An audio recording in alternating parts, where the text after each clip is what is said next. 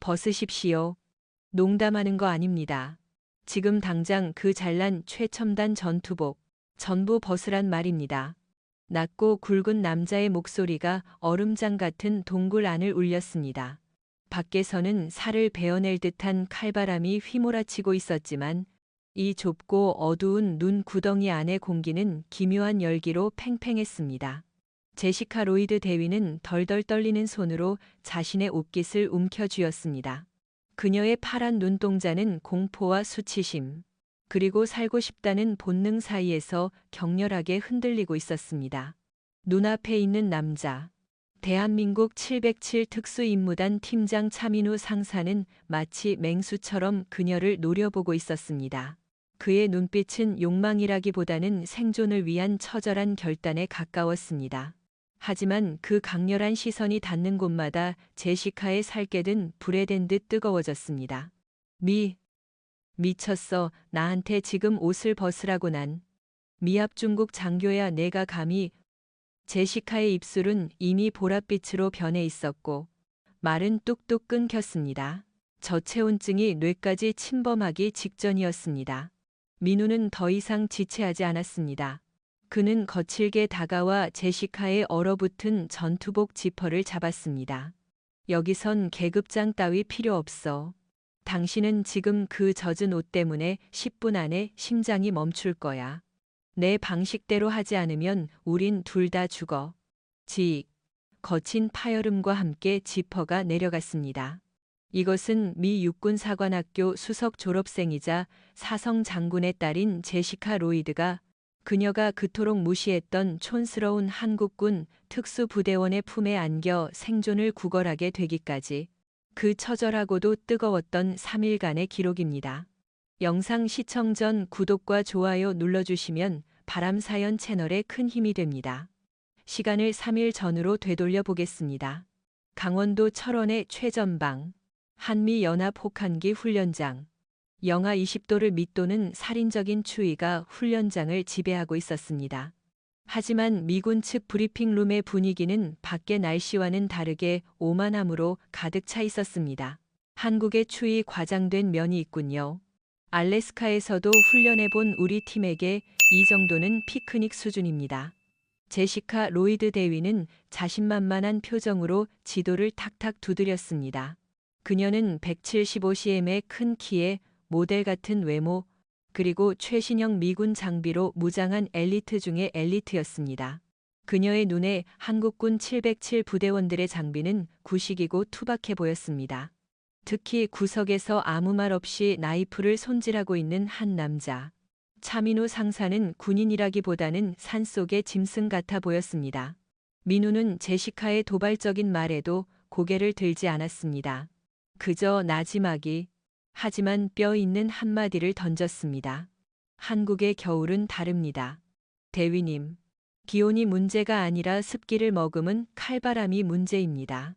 당신들의 그 비싼 고어텍스 장비도 땀 배출을 제대로 못하면 순식간에 얼음 갑옷이 됩니다.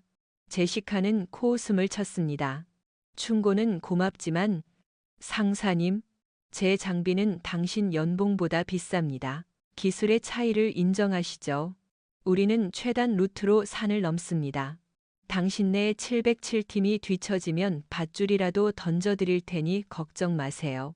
그녀는 민우를 향해 윙크까지 날리며 브리핑룸을 나갔습니다. 민우는 그제야 고개를 들어 그녀의 뒷모습을 바라봤습니다. 그의 눈빛은 차가웠습니다. 그것은 무시당한 자의 분노가 아니라 철없는 어린아이를 물가에 내놓은 어른의 걱정과 경고가 섞인 눈빛이었습니다. 밧줄이라. 그 밧줄이 당신 목을 조르지 않길 기도하죠. 본격적인 훈련이 시작되었습니다. 초반에는 제시카의 말대로 미군 팀의 속도가 압도적이었습니다. 최첨단 발열 조끼와 경량화된 장비 덕분에 그들은 가파른 능선을 거침없이 치고 올라갔습니다. 제시카는 무전기를 통해 민우의 팀을 조롱했습니다. 여기는 알파팀, 브라보팀 707. 아직도 산중턱인가? 우리가 정상에 깃발 꽂고 커피 마시고 있을 때쯤 도착하겠군. 하지만 민우는 대꾸하지 않았습니다. 그는 묵묵히 부대원들의 체력을 안배하며 바람이 덜 부는 골짜기 루트를 택해 천천히 이동하고 있었습니다. 그는 하늘의 냄새를 맡고 있었습니다. 습기를 머금은 무거운 공기, 새들이 사라진 숲, 본능이 경고하고 있었습니다. 온다. 진짜가 온다. 오후 3시가 넘어서자 상황은 급변했습니다. 갑자기 하늘이 짙은 회색빛으로 물들더니 기상청 예보에도 없던 기습 폭설이 쏟아지기 시작했습니다. 단순한 눈이 아니었습니다. 시야를 1미터 앞도 분간할 수 없게 만드는 화이트아웃 현상과 함께 체감 온도를 영하 40도까지 끌어내리는 돌풍이 불어닥쳤습니다. 미군 팀의 속도가 현저히 느려졌습니다. 제시카가 자랑하던 최첨단 장비들이 문제를 일으키기 시작했습니다. 배터리가 방전되어 통신 장비가 먹통이 되었고 땀 배출이 원활하지 않은 기능성 속옷이 식으면서 병사들의 체온을 급격히 뺏어갔습니다. 대위님, GPS가 작동하지 않습니다. 방향을 잃었습니다. 젠장. 이게 무슨 날씨야. 내 고글이 얼어붙어서 앞이 안 보여. 제시카의 팀원들이 당황하며 소리쳤습니다. 제시카 역시 당황스러웠습니다. 알래스카의 건조한 추위와는 차원이 달랐습니다. 한국의 습한 추위는 뼈마디 사이사이로 파고들어 마치 바늘로 찌르는 듯한 고통을 주었습니다. 침착해. 대형 유지의 능선을 따라 이동한다. 제시카가 소리쳤지만 그녀의 목소리는 폭풍우 소리에 묻혔습니다. 그때였습니다. 멈춰. 그쪽은 낭떠러지야. 어디선가 굵직한 고함이 들려왔습니다. 민우였습니다. 민우의 707팀이 어느새 그들의 뒤를 바짝 쫓아와 있었습니다. 하지만 자존심이 센 제시카는 그 경고를 무시했습니다.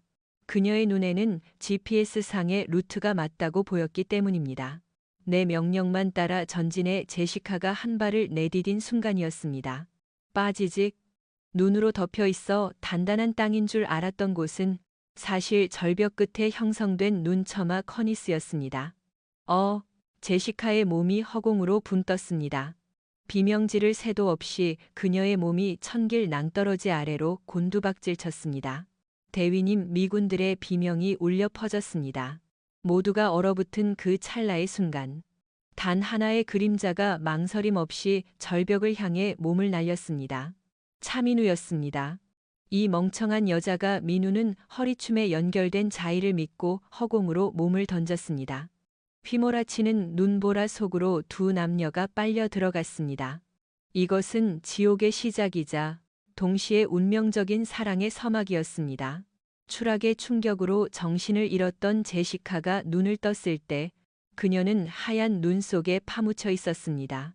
온몸이 부서질 듯 아팠지만 그보다 더 무서운 건 끔찍한 추위였습니다. 어우, 정신이 듭니까? 바로 옆에서 민우의 목소리가 들렸습니다. 그는 피투성이가 된 얼굴로 눈을 털어내며 일어서고 있었습니다. 제시카를 감싸 안고 떨어지느라 온몸이 긁히고 찢어진 상태였습니다. 여기, 어디죠? 우리 팀은요? 통신 두절입니다. 절벽 아래로 굴러떨어지면서 좌표에서 완전히 벗어났습니다. 그리고 당신의 그 비싼 무전기는 박살났고, 민우가 박살난 제시카의 무전기를 던져주며 차갑게 말했습니다. 제시카는 절망적인 표정으로 주위를 둘러봤습니다. 사방이 깎아지른 듯한 절벽과 눈보라뿐이었습니다. 고립, 완벽한 고립이었습니다. 일어나십시오. 해가 지기 전에 은신처를 찾지 못하면 우린 오늘 밤 얼어 죽습니다. 민우는 다리를 절뚝거리는 제시카를 부축하려 했습니다.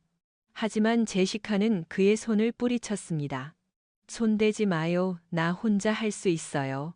아직도 자존심을 세우는 그녀를 보며 민우는 헛웃음을 지었습니다. 하지만 그 웃음기는 곧 사라졌습니다. 제시카의 입술이 이미 위험할 정도로 파랗게 질려 있었기 때문입니다. 그녀는 덜덜 떨며 몇 발자국 걷다가 이내 눈밭에 쓰러지고 말았습니다. 땀에 젖은 내의가 얼어붙어 체온을 뺏어가고 있었던 것입니다. 민우는 쓰러진 그녀에게 다가가 멱살을 잡고 일으켜 세웠습니다. 그리고 그녀의 눈을 똑바로 쳐다보며 으르렁거렸습니다. 잘 들어, 공주님. 지금부터 내 명령은 곧 법이야. 살고 싶으면 그 빌어먹을 자존심부터 버려. 그는 그녀를 짐짝처럼 들러매고 눈보라를 뚫고 걷기 시작했습니다. 그의 등은 넓고 단단했으며 기이할 정도로 뜨거웠습니다. 제시카는 흐릿해지는 의식 속에서 그 뜨거움에 매달렸습니다. 얼마나 걸었을까? 민우는 바람을 피할 수 있는 작은 동굴 같은 틈새를 발견했습니다. 그는 제시카를 안으로 밀어넣고 입구를 눈과 나뭇가지로 막았습니다. 칠흑 같은 어둠이 찾아왔습니다. 제시카는 이제 제어할 수 없을 정도로 몸을 떨고 있었습니다. 저체온증의 말기 증상인 역설적 탈의 추운데도 덥다고 느끼는 환각가 오기 직전이었습니다. 추워. 너무 추워. 엄마. 제시카가 웅얼거렸습니다. 민우는 휴대용 라이트를 켜 그녀의 상태를 확인했습니다. 심각했습니다. 젖은 전투복이 얼음장처럼 굳어 그녀의 몸을 조이고 있었습니다. 이대로 두면 100% 사망이었습니다. 외부의 여론은 없었습니다.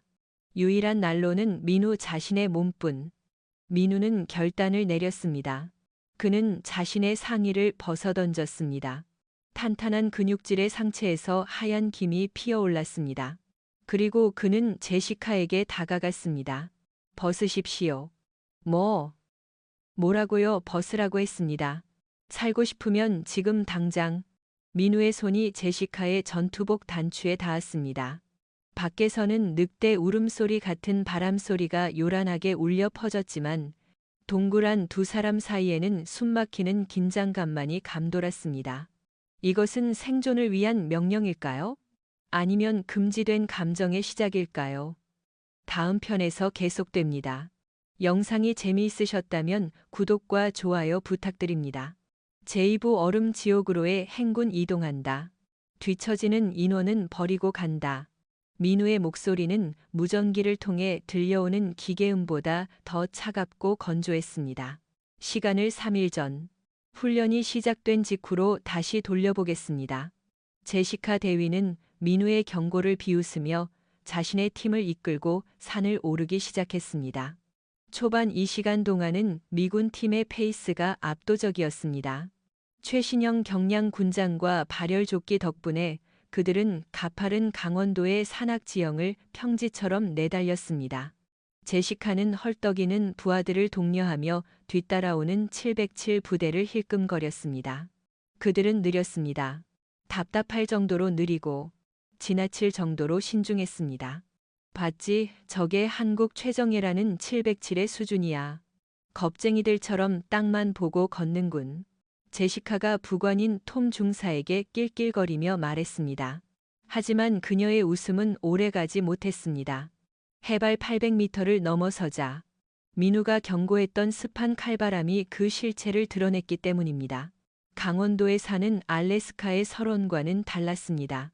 눈보라가 치기 전에 고요한 숲은 마치 거대한 가습기를 틀어놓은 듯 축축한 냉기를 뿜어내고 있었습니다. 제시카의 고가 장비들이 비명을 지르기 시작했습니다. 땀을 배출해야 할 고어텍스 재킷의 기공이 습기에 막혀 얼어붙기 시작한 것입니다. 재킷 안쪽은 땀으로 젖어 축축해졌고 바깥쪽은 영하 20도의 냉기에 의해 딱딱한 갑옷처럼 굳어갔습니다. 대위님, 발가락 감각이 없습니다. 전투화가 돌덩이 같습니다. 톰 중사가 비틀거리며 호소했습니다. 제시카 역시 상황은 마찬가지였습니다. 최신형 전술화는 가벼웠지만 한국의 돌산과 진흙, 눈이 뒤섞인 지형에서는 접지력을 잃고 미끄러지기 일쑤였습니다. 반면 뒤처진 줄 알았던 민우의 팀은 어느새 그들의 턱 밑까지 쫓아와 있었습니다. 민우는 묵묵히 걷고 있었습니다. 그의 군화는 투박했지만 진흙과 눈을 확실하게 찍어 누르며 전진하고 있었습니다. 페이스 조절하십시오. 지금 흘린 땀 한 방울이 1시간 뒤엔 당신의 혈관을 얼리는 얼음 송곳이 될 겁니다. 민우가 제시카의 옆을 스쳐 지나가며 툭 던졌습니다. 제시카는 입술을 깨물었습니다. 그의 말이 맞아가고 있다는 사실을 인정하기 싫었기 때문입니다. 그녀는 오기를 부려 속도를 더 높였습니다. 닥쳐, 내 팀은 내가 알아서 해. 무부 더 빨리 움직여. 하지만 그것은 자살행위였습니다. 급격한 체력 소모는 체온 저하를 가속화시켰습니다. 하늘은 점점 더 어두워졌고 숲은 그들을 삼킬 듯이 으르렁거리는 바람 소리를 토해내기 시작했습니다. 제시카의 시야가 흐릿해지기 시작했습니다. 그것은 피로 때문만이 아니었습니다. 서서히 몰려오는 화이트 아웃의 전조였습니다. 그때 민우가 갑자기 손을 들어 행군을 멈췄습니다. 전원 정지. 냄새가 난다. 무슨 냄새? 겁먹어서 환각이라도 보는 거야. 제시카가 쏘아붙였습니다. 민우는 대답 대신 하늘을 가리켰습니다. 먹구름이 소용돌이치며 삼봉우리를 집어삼키고 있었습니다. 눈 냄새였습니다. 그것도 아주 지독한 폭설의 냄새. 지금 당장 하산해야 합니다. 10분 뒤면 여기가 지옥으로 변합니다. 웃기지 마. 정상이 코앞이야. 우린 계속 간다. 제시카는 민우의 경고를 무시하고 눈보라 속으로 발을 내디뎠습니다. 그 한 걸음이 그녀의 인생을 송두리째 바꿀 줄은 꿈에도 모른 채 그 순간 산 전체를 뒤흔드는 굉음과 함께 하얀 벽이 그들을 덮쳤습니다. 하늘이 무너져 내리는 것 같았습니다. 눈보라는 단순히 눈이 내리는 수준이 아니라 수만 개의 얼음 칼날이 수평으로 날아와 꽂히는 듯했습니다. 시야는 완전히 차단되었습니다. 바로 옆에 있는 동료의 얼굴조차 보이지 않는 완벽한 화이트아웃. 톰, 내 말 들려? 제시카가 소리쳤지만 그녀의 목소리는 폭풍 속에 흔적도 없이 사라졌습니다. 무전기를 꺼내 들었지만 지직거리는 잡음만이 들릴 뿐이었습니다. 배터리가 추위에 방전된 것입니다. 안 돼? 이럴 순 없어. 공포가 엄습했습니다. 방향 감각이 사라졌습니다. 위가 어디인지 아래가 어디인지조차 알 수 없는 하얀 어둠. 그녀는 본능적으로 움직였습니다. 하지만 그것은 잘못된 선택이었습니다. 그녀가 밟은 곳은 땅이 아니라 절벽 끝에 위태롭게 매달려 있던 눈처마였습니다. 와자작 발밑이 허공으로 변하는 끔찍한 부유감. 제시카의 몸이 중력에 이끌려 아래로 곤두박질 쳤습니다. 아악, 짧은 비명. 그리고 죽음이 닥쳐오리라 생각했던 그 순간 누군가의 투박하고 거친 손이 그녀의 배낭끈을 낚아챘습니다.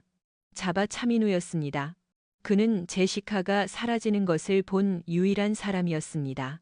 그는 망설임 없이 절벽으로 몸을 날려 그녀를 잡았습니다.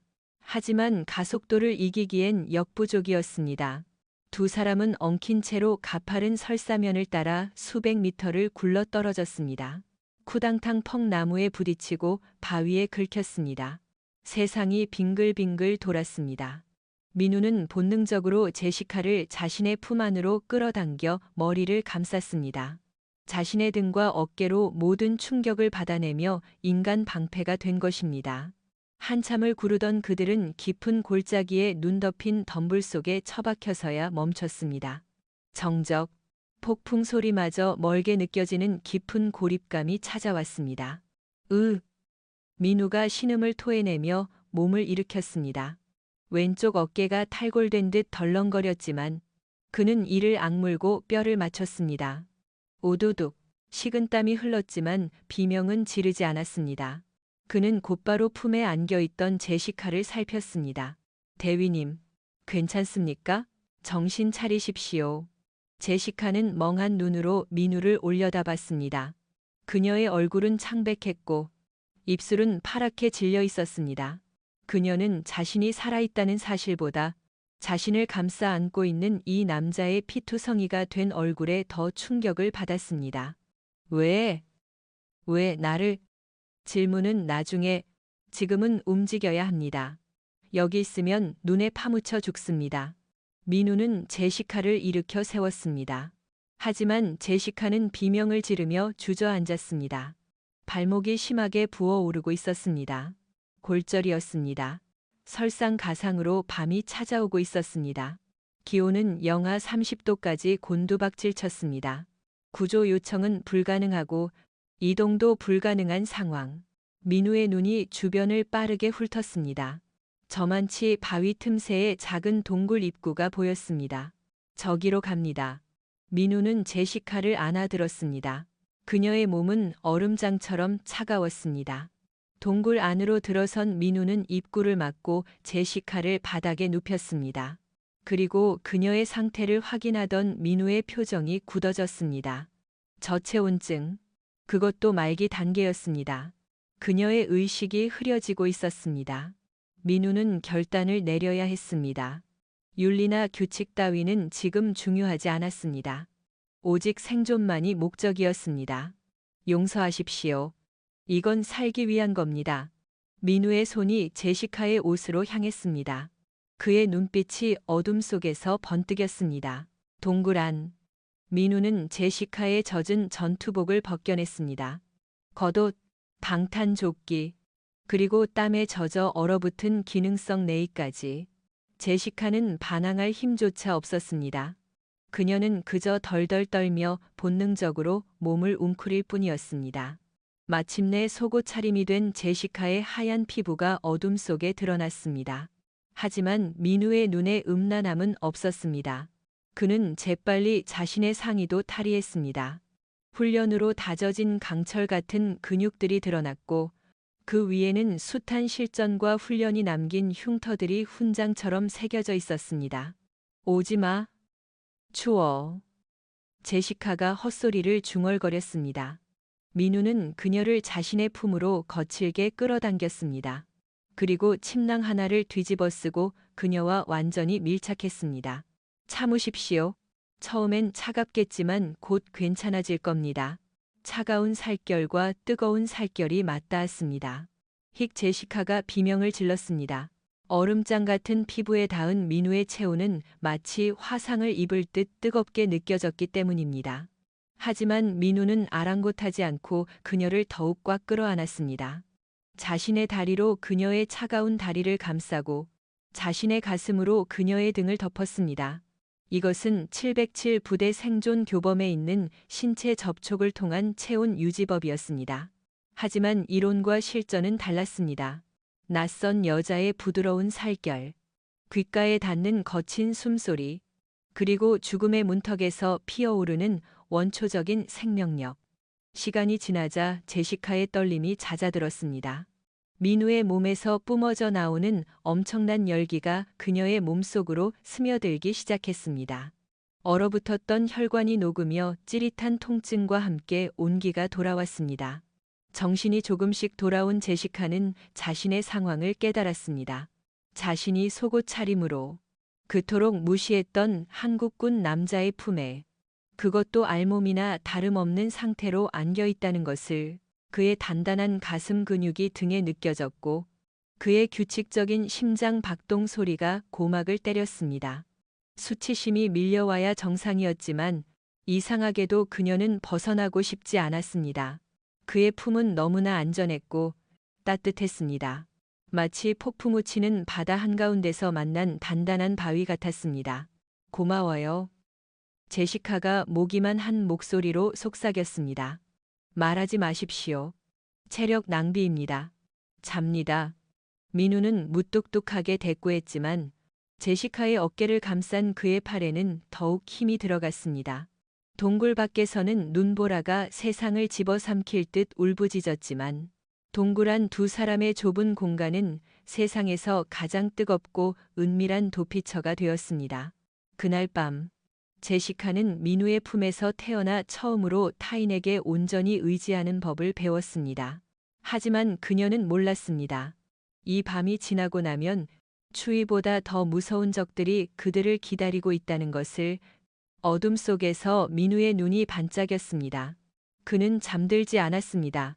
동굴 밖에서 들려오는 미세한 인기척을 감지했기 때문입니다. 새벽빛이 동굴 틈새로 스며들었습니다. 제시카는 눈을 떴습니다. 온몸이 뻐근했지만 어제와 같은 죽음의 한기는 사라져 있었습니다. 그녀는 고개를 돌려 자신을 안고 있는 남자를 보았습니다. 차민우. 그는 여전히 눈을 감은 채 앉은 자세로 그녀를 품에 안고 선잠을 자고 있었습니다. 밤새 그녀의 체온을 지키기 위해 자신은 차가운 벽에 등을 기대고 있었던 것입니다. 제시카의 얼굴이 붉어졌습니다. 어젯밤의 기억이 파도처럼 밀려왔습니다. 그의 뜨거웠던 체온, 거친 피부의 감촉. 그녀는 조심스럽게 그의 품에서 빠져나오려 했습니다. 탁! 민우가 눈을 번쩍 뜨며 제시카의 팔을 잡았습니다. 어디 갑니까? 아, 아니. 그냥 깼길래. 민우는 말없이 일어나 주변을 정리했습니다. 그의 상체에는 밤새 추위를 견딘 흔적으로 소름이 돋아 있었지만 그는 춥다는 내색조차 하지 않았습니다. 그는 마른 나뭇가지와 동굴 안에 이끼를 모아 능숙하게 불을 피웠습니다. 라이터도 없이 파이어 스틸 하나로 순식간에 불꽃을 만들어내는 솜씨는 마법 같았습니다. 옷 입으십시오. 말려뒀습니다. 민우가 모닥불 옆에 걸어두었던 제시카의 전투복을 건넸습니다. 뽀송뽀송하게 마른 옷에서는 훈훈한 열기와 함께 묘한 냄새가 났습니다. 민우의 땀 냄새와 나무 타는 냄새가 섞인 거칠지만 안정감을 주는 냄새였습니다. 제시카가 옷을 입는 동안 민우는 눈을 녹여 물을 만들고 비상식량을 데웠습니다. 드십시오. 먹어야 삽니다. 제시카는 민우가 건넨 반합을 받아들었습니다. 평소라면 쳐다보지도 않았을 맛없는 전투 식량이 꿀맛처럼 느껴졌습니다. 그녀는 식사를 하며 민우를 훔쳐봤습니다. 그는 경계태세를 풀지 않은 채 나이프로 긴 나무를 깎아 창을 만들고 있었습니다. 상사님, 어제는 고마웠어요. 그리고 미안했어요. 제가 오만했어요. 제시카가 용기를 내어 사과했습니다. 민우는 손을 멈추고 그녀를 바라봤습니다. 사과는 나가서 하십시오. 아직 우린 조난 상태입니다. 그리고 민우가 말을 끊고 동굴 입구 쪽으로 시선을 돌렸습니다. 그의 눈빛이 순식간에 날카로워졌습니다. 손님들이 온 것 같군요. 구조대인가요? 제시카가 화색이 돌며 물었습니다. 아니요. 구조대는 발소리를 죽이지 않습니다. 그리고 구조대는 민우가 바닥에 떨어진 흙을 집어 냄새를 맡았습니다. 러시아제 담배 냄새를 풍기지 않죠. 제시카의 등골이 서늘해졌습니다. 민우는 즉시 불을 끄고 흔적을 지웠습니다. 그리고 제시카의 입을 손으로 막으며 낮게 속삭였습니다. 지금부터 제 등 뒤에서 1미터 이상 떨어지지 마십시오. 우리가 본 건 멧돼지보다 더 위험한 놈들입니다. 동굴 밖에서 자그락거리는 발소리가 가까워지고 있었습니다. 한국어와 영어가 아닌 낯선 억양의 언어가 들려왔습니다. 북한 사투리였습니다. 폭설을 틈타 침투한 북한군 정찰조 혹은 마약 밀매 조직이 분명했습니다. 민우는 깎아 만든 나무 창을 고쳐 쥐었습니다. 그의 눈빛은 더 이상 사람을 살리는 구조대원의 것이 아니었습니다. 적의 목을 노리는 707 살인병기의 눈빛이었습니다. 사냥을 시작합니다. 놈들은 셋입니다. 무장은 AK 소총. 민우는 동굴 틈새로 밖을 정찰한 뒤 돌아와 속삭였습니다. 제시카는 덜덜 떨고 있었습니다. 다친 발목 때문에 도망칠 수도 없는 상황. 저 때문에 잡힐 거예요. 저를 두고 가세요. 당신은 혼자라면 살 수 있잖아요. 제시카의 말에 민우는 피식 웃었습니다. 미군 교범에는 부상당한 전우를 버리라고 되어 있습니까? 707엔 그런 규칙 없습니다. 민우는 제시카에게 등을 내밀었습니다. 피십시오. 하지만 제 몸무게의 장비까지 합치면 잔말 말고 엎혀 시간 없어. 민우의 호통에 제시카는 쭈뼛거리며 그의 등에 엎였습니다. 묵직했습니다. 하지만 민우는 신음 한 번 내지 않고 단숨에 일어났습니다. 꽉 잡으십시오. 놓치면 죽습니다. 민우는 동굴 뒤편의 좁은 개구멍을 통해 빠져나갔습니다. 눈 덮인 숲속을. 그것도 사람을 업고 이동하는 것은 고행이었습니다. 하지만 민우의 발걸음은 기이할 정도로 빠르고 조용했습니다. 그는 눈 위에 발자국을 남기지 않기 위해 바위와 나무 뿌리만을 밟고 이동했습니다. 제시카는 민우의 등 뒤에서 그의 거친 숨소리를 들었습니다. 땀방울이 그의 목덜미를 타고 흘러내려 그녀의 손등에 떨어졌습니다. 그 뜨거운 액체가 그녀의 가슴을 울렸습니다. 이 남자는 지금 목숨을 걸고 자신을 지키고 있었습니다.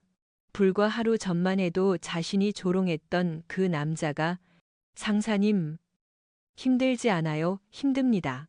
그러니 나가면 밥이나 사십시오. 비싼 걸로. 민우가 농담처럼 던진 말에 제시카는 울컥했습니다. 네? 스테이크 사줄게요. 제일 비싼 걸로. 매일매일 사줄게요. 그때였습니다. 탕고 요한 숲을 찢는 총성이 울렸습니다. 민우의 왼쪽 팔뚝에서 피가 튀었습니다. 들켰다. 꽉 잡아 민우는 고통을 무시하고 전력 질주를 시작했습니다. 뒤에서 고함과 함께 총탄이 빗발쳤습니다. 민우는 지그재그로 달리며 나무를 엄폐물 삼아 이동했습니다. 제시카는 눈을 질끈 감고 민우의 목을 끌어안았습니다. 제발, 제발 이 남자를 죽게 하지 마세요. 민우는 가파른 비탈길을 미끄러지듯 내려가 덤불 숲으로 몸을 던졌습니다. 헉, 헉. 두 사람은 덤불 속에 숨죽이고 엎드렸습니다. 민우의 팔에서 피가 뚝뚝 떨어져 하얀 눈을 붉게 물들였습니다. 피가 많이 나요. 제시카가 울먹이며 상처를 눌렀습니다. 괜찮습니다. 스친 겁니다. 민우는 대수롭지 않게 말했지만 그의 얼굴은 식은땀으로 범벅이 되어 있었습니다. 놈들이 냄새를 맡고 쫓아올 겁니다. 정면 승부는 불가능합니다. 민우의 눈이 숲을 스캔했습니다. 함정을 파야겠습니다. 당신의 도움이 필요합니다. 대위님, 제가 뭘 하면 되죠? 뭐든지 할게요. 미끼가 되어 주십시오. 민우의 제안은 위험천만했습니다. 하지만 제시카는 망설임 없이 고개를 끄덕였습니다. 이제 그녀는 민우를 완전히 신뢰하고 있었습니다. 계획은 단순하지만 대담했습니다. 제시카가 부상당한 척 소리를 내어 놈들을 유인하고 민우가 그 틈을 타 기습하는 것. 제시카는 나무 뒤에 숨어 신음소리를 냈습니다. 악! 살려줘요. 다리가? 그녀의 연기는 절박함이 섞여 진짜 같았습니다. 곧 자갈 밟는 소리가 들려왔습니다. 북한군 수색조가 다가오고 있었습니다. 여기다. 여자가 있다. 생포해라. 놈들이 경계를 늦추고 제시카가 숨은 나무 쪽으로 접근했습니다. 놈들이 제시카를 발견하고 손을 뻗으려던 찰나. 휘익 퍽눈 속에 파묻혀 있던 굵은 통나무가 용수철처럼 튀어올라 선두의 놈을 강타했습니다. 민우가 설치한 급조 부비 트랩이었습니다. 억놈이 비명을 지르며 나뒹굴었습니다. 그 혼란을 틈타 나무 위에서 민우가 뛰어내렸습니다. 그는 마치 표범 같았습니다. 착지와 동시에 두 번째 놈의 목을 다리로 감아 비틀어 넘어뜨렸습니다. 이 갓나 새끼들이 마지막 남은 놈이 총구를 돌리려 했습니다. 하지만 민우가 더 빨랐습니다. 그는 품에서 단검을 꺼내 던졌습니다. 칼은 정확히 놈의 어깨를 꿰뚫었습니다. 순식간에 상황이 종료되었습니다. 총 한 번 쏘지 않고 무장병력 셋을 제압한 것입니다. 제시카는 입을 다물지 못했습니다. 이것은 훈련장에서 보던 교범상의 전투가 아니었습니다. 살기 위해 물어뜯는 야생의 싸움이었습니다. 민우는 쓰러진 놈들의 무기를 챙기고 무전기를 확인했습니다. 역시 암호화된 통신을 쓰고 있군요. 본대와 연락을 취하고 있었을 겁니다. 곧 더 많은 놈들이 몰려올 겁니다. 민우는 제시카에게 노획한 AK 소총 한 자루를 건넸습니다. 쏠 줄 알죠? 당연하죠. 제시카가 익숙하게 놀이쇠를 당겼습니다. 그녀의 눈빛도 달라져 있었습니다. 더 이상 보호받는 공주님이 아니었습니다. 좋습니다. 이제부터 우린 파트너입니다. 내 등 뒤를 맡기겠습니다. 민우의 말에 제시카의 가슴이 벅차올랐습니다. 당신 등은 내가 지킬게요. 빚은 갚아야죠. 두 사람은 다시 이동을 시작했습니다. 눈보라는 잦아들었지만 어둠은 더 짙게 깔리고 있었습니다. 그들은 산을 넘어 얼어붙은 호수 쪽으로 방향을 잡았습니다. 그곳이 유일한 탈출구이자 최후의 결전지가 될 것임을 직감하면서 하지만 그들이 모르는 사실이 하나 있었습니다. 그들을 쫓는 건 단순한 정찰조가 아니라 대장이라 불리는 북한 특수부대 출신의 살인 병기가 이끄는 본대였다는 것을 숲속 어딘가에서 차가운 저격용 스코프가 민우의 등 뒤를 조준하고 있었습니다. 탕 날카로운 파열음이 고요한 숲을 찢었습니다. 민우의 발치 바로 옆 나무 기둥이 터져나갔습니다. 저격수다 엎드려 민우가 제시카를 덮치듯 밀어 넘어뜨렸습니다. 두 사람은 눈밭을 굴러 바위 뒤로 몸을 숨겼습니다. 2차 사격은 없었습니다. 노련한 저격수였습니다. 위치를 노출시키지 않기 위해 한 발만 쏘고 기다리는 침묵의 사냥꾼. 어디저 봤어요? 제시카가 가쁜 숨을 몰아쉬며 물었습니다. 아니요. 놈은 프로입니다. 소음기를 썼고 거리도 500m 이상입니다. 민우는 이마에 흐르는 땀을 닦았습니다. 탁 트인 설원. 저격수에게는 최고의 사냥터였지만 그들에게는 지옥이었습니다. 움직이면 죽고 가만히 있어도 죽습니다. 우회해야 합니다. 하지만 놈이 시야를 확보하고 있는 이상 불가능합니다. 그때 제시카가 배낭에서 무언가를 꺼냈습니다. 부서진 줄 알았던 드론이었습니다. 이거 아직 작동할지도 몰라요. 카메라 렌즈만 깨졌지. 모터는 멀쩡해요. 카메라가 없으면 소용없지 않습니까? 아뇨. 소리요. 드론을 미끼로 쓸 거예요. 놈의 시선을 1초만 돌릴 수 있다면 민우는 제시카의 의도를 알아차렸습니다. 대위님, 제법이군요. 제시카가 드론의 전원을 켰습니다. 윙하는 모터 소리가 났습니다. 그녀는 드론을 바위 위로 띄웠습니다.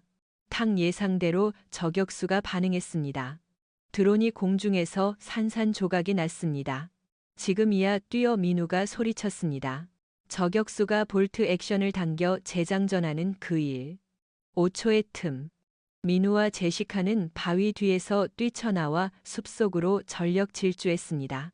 탕탕 뒤이어 총알이 날아왔지만 그들은 이미 나무숲 사이로 사라진 뒤였습니다.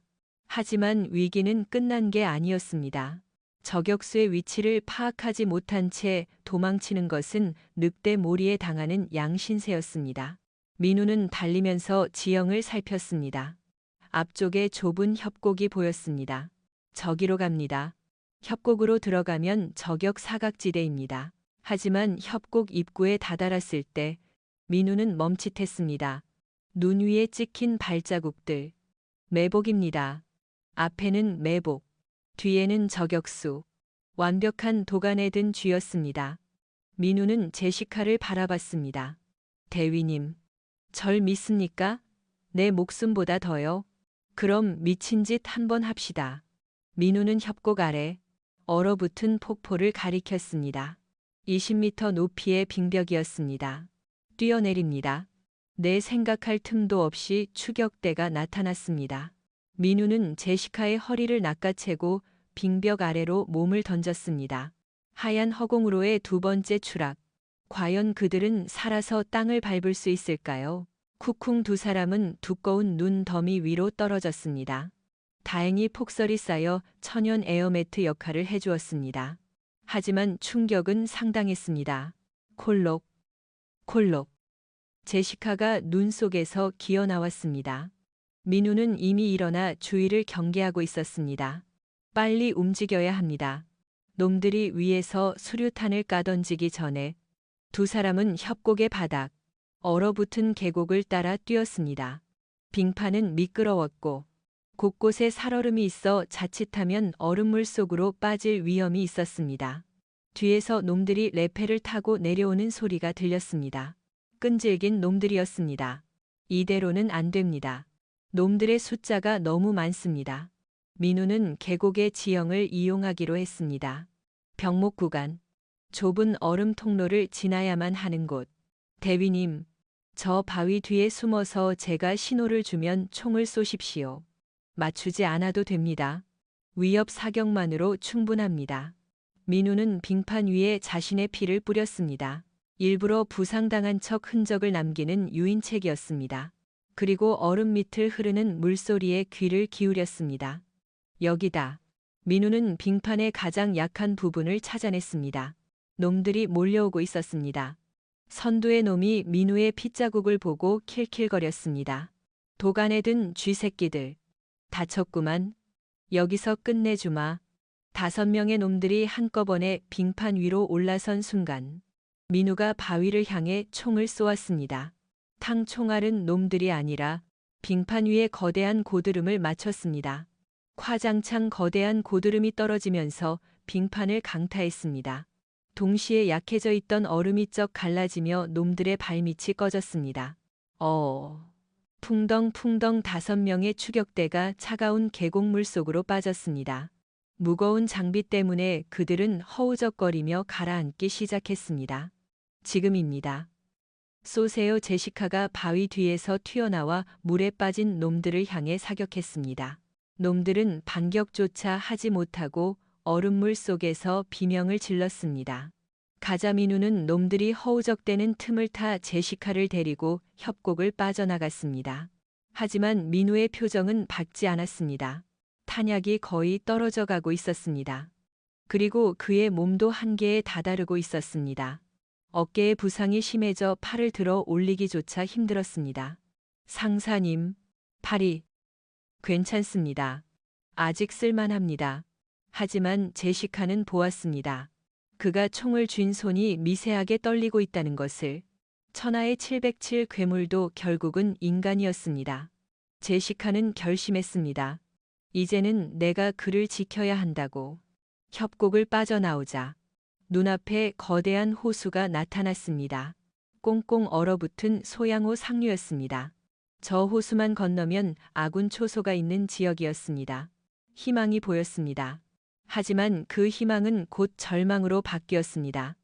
호수 한가운데 검은색 헬기 한 대가 그들을 기다리고 있었습니다. 적의 탈출용 헬기였습니다. 그리고 그 앞에는 대장이 거대한 기관총을 들고 서 있었습니다. 여기까지 온 건 칭찬해주지. 하지만 여기가 너희 무덤이다. 최후의 관문. 도망칠 곳 없는 허허벌판에서의 대결. 민우는 남은 탄창을 확인했습니다. 10발. 상대는 중화기로 무장한 헬기와 특수부대장. 민우가 제시카의 손을 꽉 잡았습니다. 준비됐습니까? 당신과 함께라면 지옥이라도 갈 준비됐어요. 두 사람의 눈빛이 허공에서 부딪혀 불꽃을 튀겼습니다. 헬기의 로터 소리가 고막을 찢을 듯 울렸습니다. 적의 대장은 기관총을 난사하기 시작했습니다. 두두두두두 얼음 파편이 사방으로 튀었습니다. 민우와 제시카는 서로 반대 방향으로 흩어졌습니다. 대위님 헬기의 테일 로터를 노리십시오. 민우가 소리치며 대장의 시선을 끌었습니다. 그는 지그재그로 달리며 놈의 사격을 피했습니다. 총알이 그의 발 뒤꿈치를 스치고 지나갔습니다. 제시카는 민우가 만들어준 틈을 타 얼음 위를 기어가며 조준을 했습니다. 하지만 헬기는 공중에 떠 있어 맞추기가 쉽지 않았습니다. 게다가 그녀의 손은 추위로 굳어 있었습니다. 할 수 있어. 난 제시카 로이드야. 특등사수라고. 그녀는 심호흡을 하며 방아쇠를 당겼습니다. 탕탕 총알이 헬기의 몸체를 맞고 튕겨 나갔습니다. 빗나갔습니다. 젠장. 그때 대장이 총구를 제시카 쪽으로 돌렸습니다. 여자부터 처리하지. 안 돼. 민우가 방향을 틀어 제시카에게 달려들었습니다. 그는 아무런 엄폐물도 없는 얼음 위에서 몸을 날려 제시카를 덮쳤습니다. 퍼극. 둔탁한 소리와 함께 민우의 등에 붉은 꽃이 피어났습니다. 민우 씨. 제시카가 비명을 질렀습니다. 민우가 그녀를 대신해 총을 맞은 것입니다. 민우는 피를 토하며 쓰러졌지만 눈빛만은 형형했습니다. 쏘세요. 놈의 눈을. 제시카는 울음을 삼키며 총을 들었습니다. 눈앞이 눈물로 흐렸지만 그녀는 이를 악물었습니다. 대장이 다시 사격하려는 순간 제시카의 총구가 불을 뿜었습니다. 타항기적 같은 한 발. 총알은 대장의 미간을 정확히 꿰뚫었습니다. 거구의 대장이 뒤로 넘어갔습니다. 하지만 헬기는 여전히 떠 있었고 부조종사가 총을 꺼내 들고 있었습니다. 죽어라. 그때 하늘에서 굉음이 들려왔습니다. 쿠쿠쿠쿠 대한민국 공군의 F-15K 전투기가 저공 비행하며 지나갔습니다. 아군이었습니다. 여기는 매. 아군 식별 완료. 지원 사격 개시. 전투기의 위협 비행에 적 헬기는 황급히 기술을 돌려 도주하기 시작했습니다. 살았습니다. 제시카는 총을 던지고 민우에게 기어갔습니다. 민우는 눈을 감은 채 얕은 숨을 몰아쉬고 있었습니다. 눈밭이 그의 피로 붉게 물들어가고 있었습니다.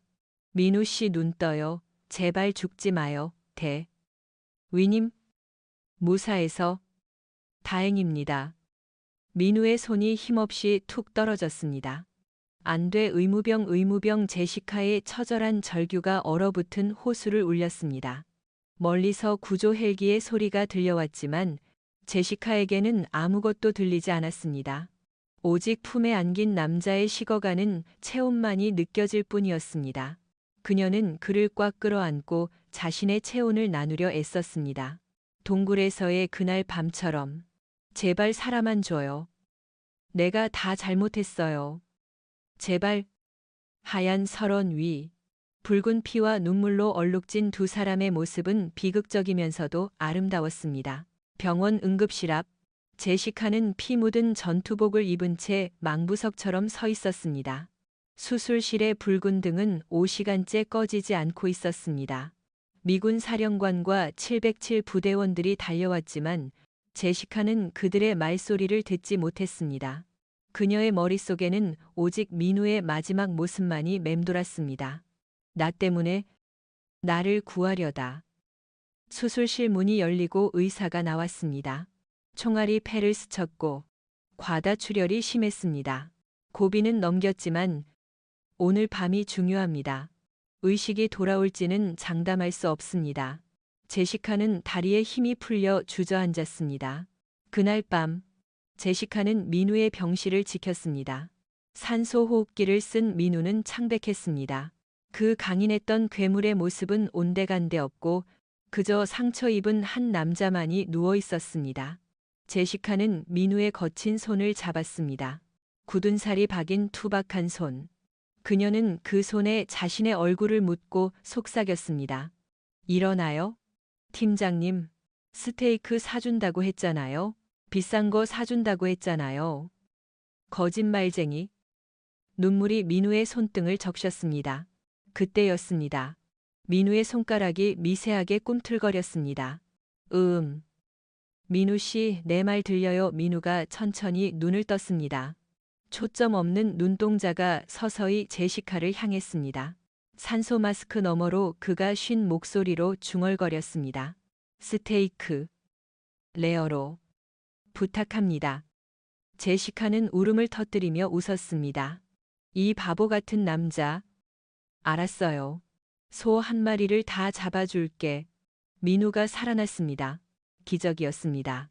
두 사람의 사랑이 만들어낸 기적. 민우의 회복 속도는 놀라웠습니다.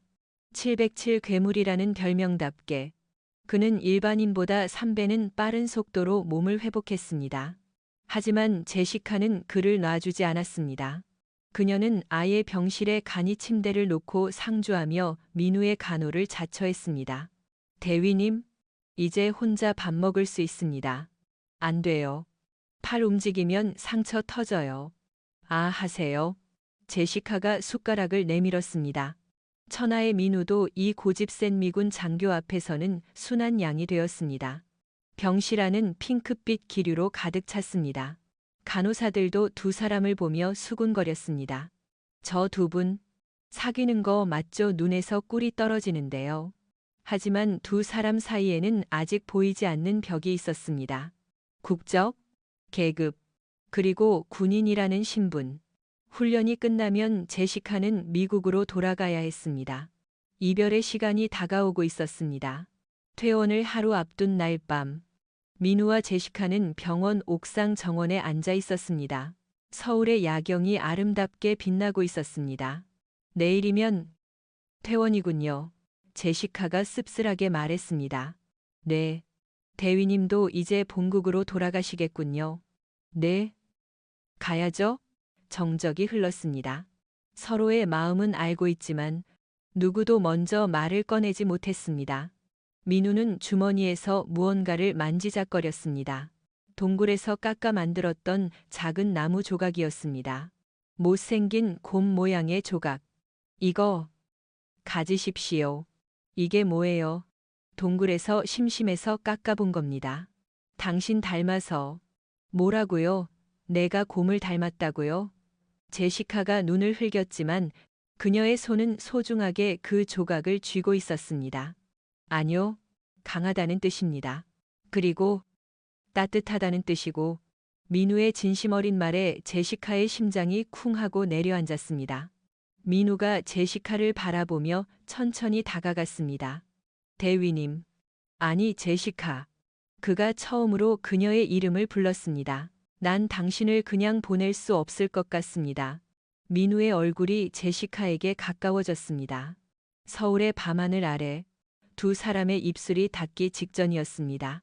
삐리릭 삐리릭 민우의 호출기가 요란하게 울렸습니다. 비상호출이었습니다. 젠장. 민우는 호출기를 확인하고 표정이 굳어졌습니다. 북한의 또 다른 도발 징후가 포착된 것입니다. 낭만은 깨지고 현실이 돌아왔습니다. 가봐야 합니다. 민우는 미안한 표정으로 일어섰습니다. 제시카는 그의 옷자락을 잡았습니다. 기다릴게요. 꼭 돌아와요. 이번엔 다치지 말고 약속합니다. 민우는 뒤도 돌아보지 않고 뛰어갔습니다. 군인의 숙명. 사랑보다 임무가 먼저인 삶. 하지만 이번엔 달랐습니다. 돌아와야 할 이유가, 반드시 살아서 돌아와야 할 이유가 생겼기 때문입니다. 민우가 투입된 작전은 DMZ 내의 땅굴 수색 작전이었습니다. 긴장감이 최고조에 달했습니다. 어둠 속에서 언제 적이 튀어나올지 모르는 상황. 민우는 선두에서 팀을 이끌었습니다. 그때 민우의 머릿속에 제시카의 얼굴이 스쳤습니다. 살아야 한다. 그 생각 하나가 그의 감각을 더욱 예리하게 만들었습니다. 일시방향적이다. 민우가 먼저 반응했습니다. 교전이 벌어졌습니다. 어둠 속에서 총광이 번쩍였습니다. 민우는 귀신 같은 사격 솜씨로 적들을 제압해 나갔습니다. 그의 움직임에는 망설임이 없었습니다. 그는 더 강해져 있었습니다. 지켜야 할 사람이 있는 남자는 강하다는 것을 증명하듯이 작전은 성공적으로 끝났습니다. 부상자 없이 적을 섬멸하고 복귀하는 헬기안. 민우는 피 묻은 군복 주머니에서 제시카의 사진을 꺼내 보았습니다. 몰래 찍어둔 그녀의 옆모습. 기다려. 지금 간다. 한편 제시카는 공항에 있었습니다. 출국 시간이 다가오고 있었지만 민우에게선 연락이 없었습니다. 바보. 약속했으면서. 그녀는 탑승구 앞에서 자꾸만 뒤를 돌아봤습니다. 게이트가 닫히려는 순간. 잠깐만요. 누군가 고함을 치며 달려왔습니다. 흙투성이가 된 군복, 헝클어진 머리. 차민우였습니다. 그는 작전이 끝나자마자 헬기에서 내려 공항으로 직행한 것입니다. 민우 씨. 제시카가 가방을 던져버리고 그에게 달려갔습니다. 민우는 달려오는 그녀를 와락 끌어안았습니다. 땀 냄새와 화약 냄새가 났지만 제시카에게는 그 어떤 향수보다 향기로웠습니다. 늦어서 미안합니다. 안 오는 줄 알았잖아요. 정말 나쁜 놈이야. 제시카가 그의 가슴을 주먹으로 쳤습니다. 민우는 그녀를 품에서 떼어내고 진지한 눈빛으로 바라봤습니다. 제시카, 가지 마십시오. 내 미국으로 가지 마십시오. 아니, 가더라도 다시 오십시오. 내 옆으로. 그것은 투박하지만 가장 확실한 프로포즈였습니다. 1년 후 강원도의 훈련장에는 다시 겨울이 찾아왔습니다. 눈보라가 치는 설원 위에 한 여자가 서 있었습니다. 제시카였습니다. 하지만 그녀의 군복에는 미군 마크 대신 한미연합연락장교라는 새로운 패치가 붙어 있었습니다. 그녀는 한국 근무를 자원해 다시 돌아온 것입니다. 춥습니까? 뒤에서 누군가 따뜻한 핫팩을 그녀의 볼에 대주었습니다. 민우였습니다. 그는 이제 상사가 아닌 707의 전설적인 원사 진급을 앞두고 있었습니다. 아니요. 당신이 옆에 있는데 추울 리가요?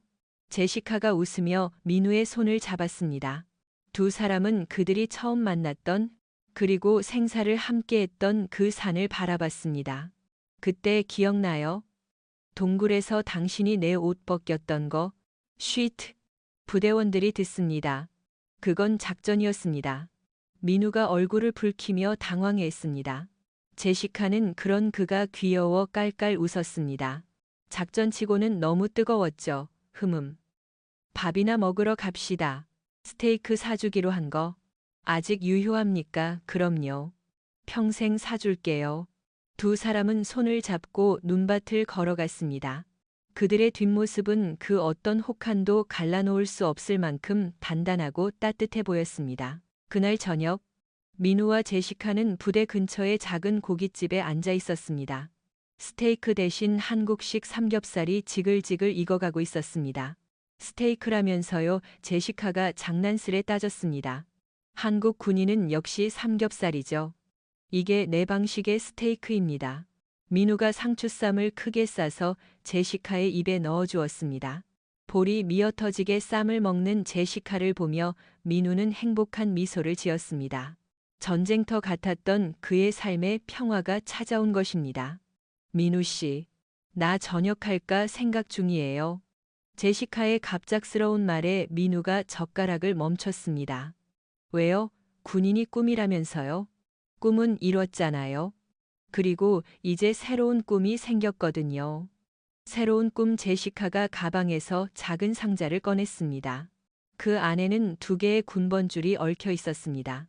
하나는 민우의 것, 하나는 제시카의 것, 당신의 아내가 되는 꿈이요. 그리고 707 꿈나무의 엄마가 되는 꿈. 민우는 멍하니 있다가 이내 환하게 웃었습니다. 그가 보여준 웃음 중 가장 밝고 편안한 웃음이었습니다. 그 꿈, 내가 이뤄드리겠습니다. 충성. 민우가 장난스럽게 경례를 붙이자 제시카도 맞경례를 했습니다. 충성, 사랑해요. 나의 영원한 팀장님. 식당 안에 사람들이 박수를 쳤습니다.